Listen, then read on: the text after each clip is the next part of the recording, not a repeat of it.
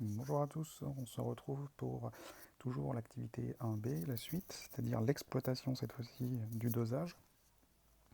Donc, je vous rappelle très rapidement qu'on dosait la soude présente dans le desktop à l'aide de l'acide chlorhydrique comme solution titrante. On note juste très rapidement, et puis je vais reprendre le schéma du titrage, le volume à l'équivalence. Je vous laisse reprendre la vidéo précédente pour le vérifier. On était à un volume équivalent de 9,8 ml d'acide chlorhydrique versé à l'équivalence. Petit rappel donc, je reprends un peu le schéma de notre expérience. Donc, dans la burette de l'acide chlorhydrique, donc des ions H3O+, Cl-, et dans le bécher, donc l'indicateur coloré, le bleu bromothymol, c'est pour ça que la solution est bleue, et le desktop qui contient de la soude, donc des ions Na+, H- qui nous intéressent ici. Donc là, on voit très rapidement que quand vous allez verser une goutte de solution d'acide chlorhydrique, la réaction qui va avoir lieu est entre les ions H3O+, espèce acide, et les ions HO-, espèce basique. Donc il y a destruction, je vous le rappelle, quand j'avais introduit la première activité dans ce chapitre, il y a une réaction acido-basique ici, et donc une destruction de votre échantillon. L'équation de la réaction est donc les ions H3O+, qui vont réagir avec les ions HO-, réaction totale, donc flèche simple, qui vont donner 2H2O. Je vous laisse retrouver les couples, acido-basique, réécrire les demi-équations si besoin, acido-basique, et de trouver l'équation support du titrage. On versait millilitre par millilitre la solution d'acide jusqu'à avoir un changement de couleur, le passage du bleu de bromothymol à une couleur bleue vers une couleur jaune. Donc on essaie d'être le plus précis possible, que la dernière goutte crée ce changement de couleur. Et ensuite on lit sur la burette le volume à l'équivalence, donc qui pour nous est de 9,8 ml.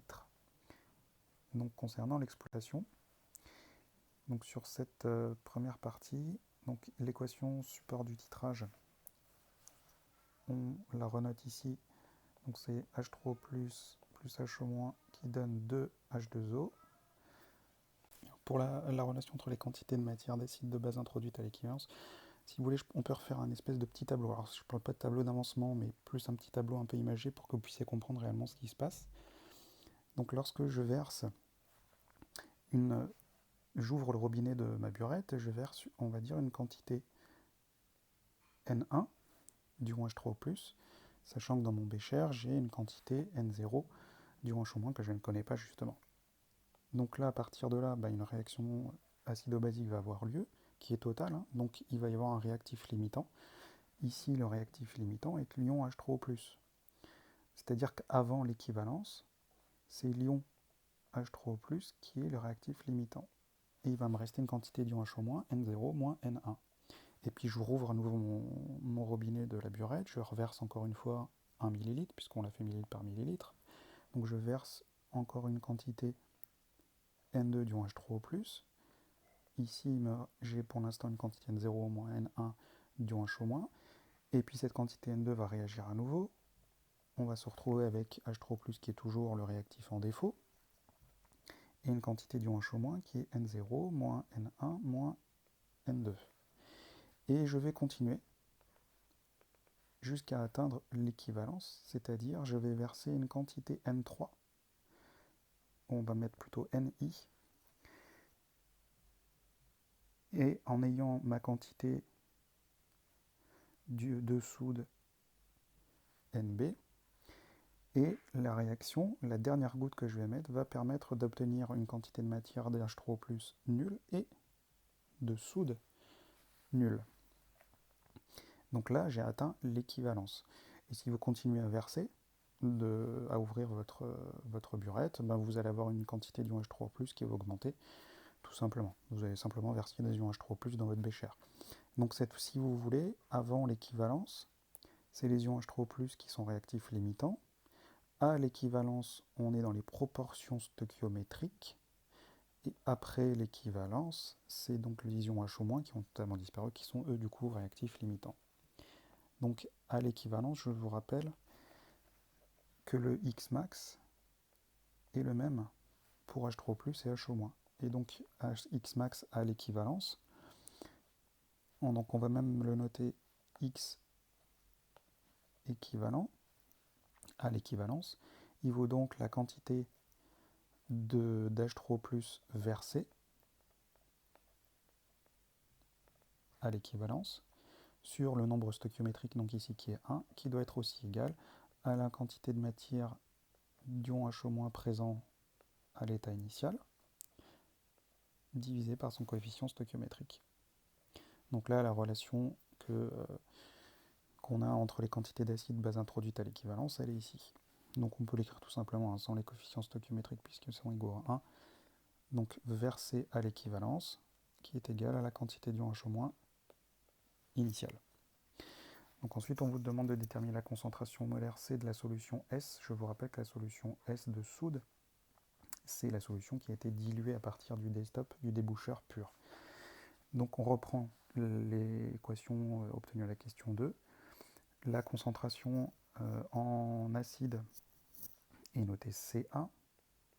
Le volume versé à l'équivalence, c'est notre fameux volume équivalent qu'on a noté VE dans la question 1, qui doit être égal à la concentration de la soude, C, fois le volume de soude prélevé pour réaliser le dosage, qui est noté VB dans le polycopier, qui est de 20 ml. Donc à partir de là, on extrait C. Donc ce sera Ca fois VE sur VB. Donc les deux volumes doivent être exprimés dans la même unité, peu importe laquelle, puisque c'est un rapport. Ca est à 1,0 10-1 mol par litre.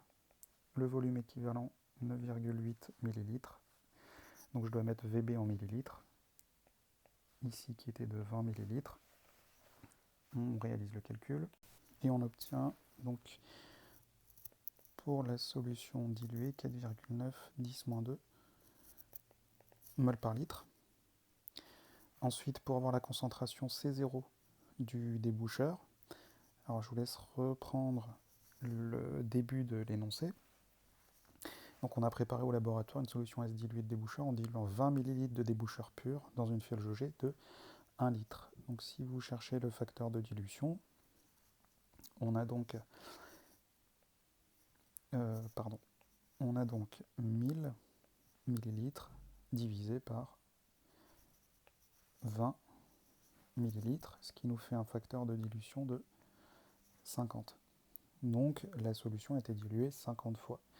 Donc la concentration C0 du déboucheur sera donc 50 fois plus grande que celle diluée. Donc 50 fois 4,9 10-2, ce qui va vous donner une concentration de 2,45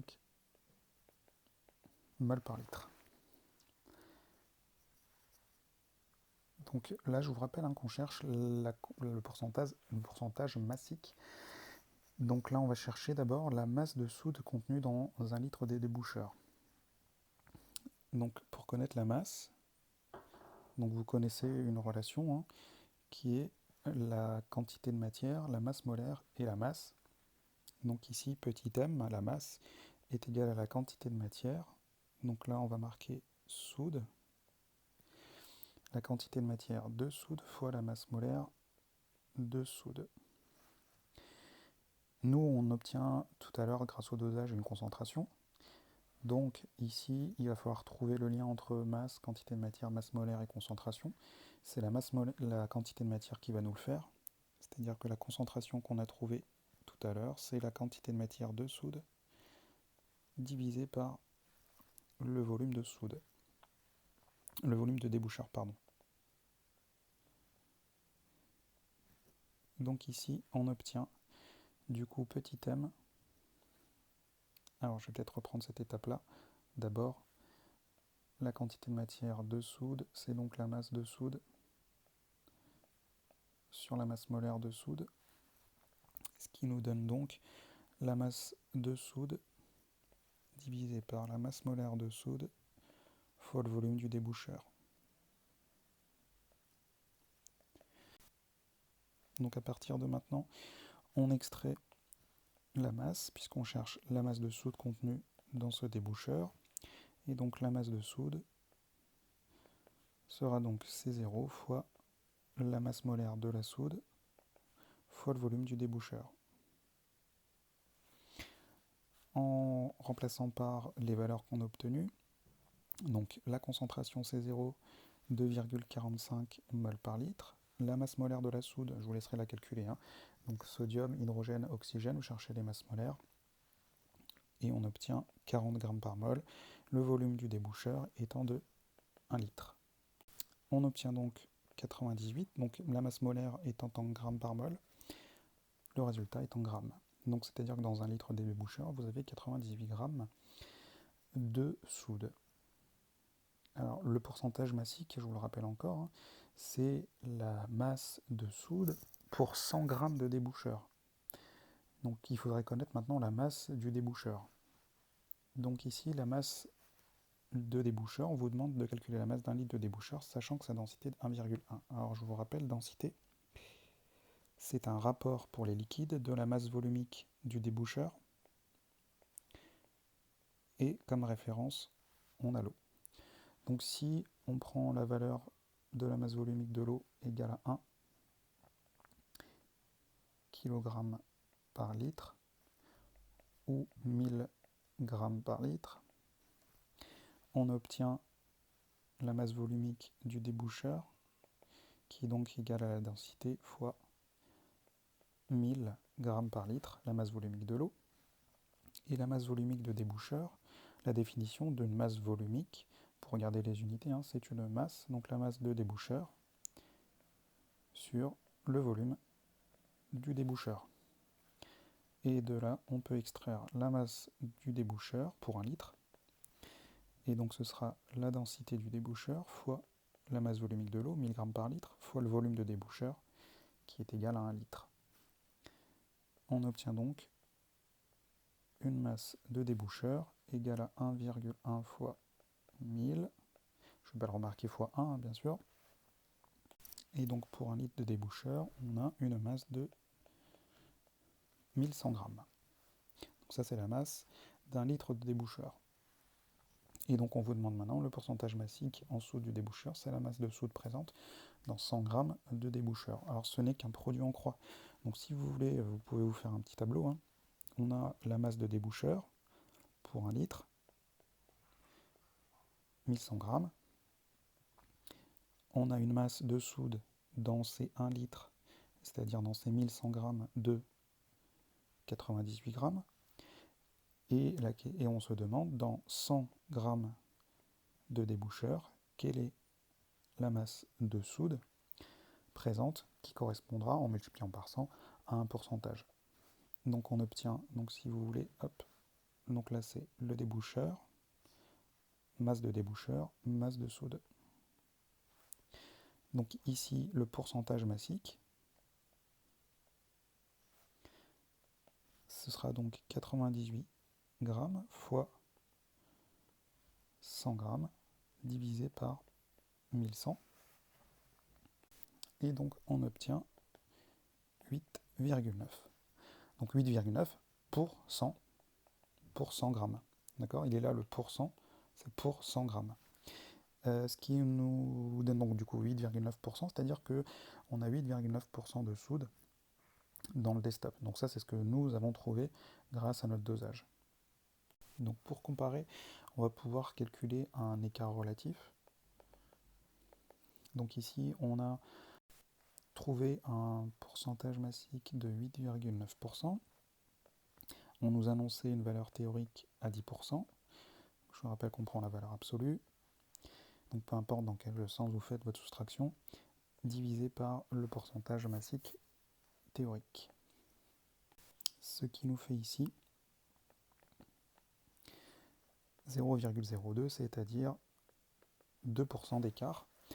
Donc 2% d'écart entre la valeur qui a été mesurée grâce à un dosage colorimétrique et la valeur annoncée par le constructeur. Donc là, on peut estimer que l'indication est correcte et que les 2% d'écart correspondent aux erreurs de mesure durant la manipulation. Donc dû et à l'expérimentateur et au matériel. Quand je dis matériel, c'est aussi bien les solutions, préparation des solutions, que le matériel verrerie utilisé. Donc voilà pour ce dosage colorimétrique et je vous donne rendez-vous pour la suite pour un autre type encore de titrage.